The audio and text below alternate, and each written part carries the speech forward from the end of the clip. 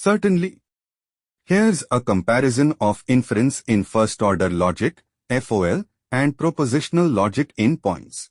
*** inference in propositional logic ***. 1. Propositional logic deals with propositions, which are statements that can be true or false.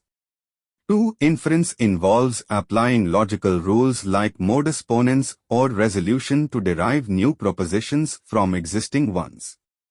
3. Propositional logic lacks the ability to represent relationships between objects or quantify over variables.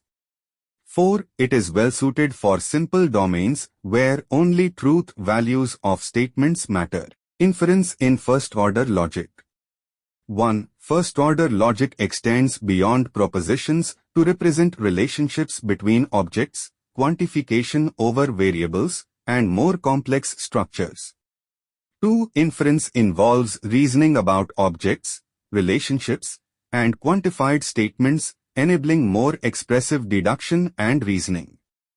3. FOL allows for the representation of predicates, functions, variables, quantifiers, and logical connectives.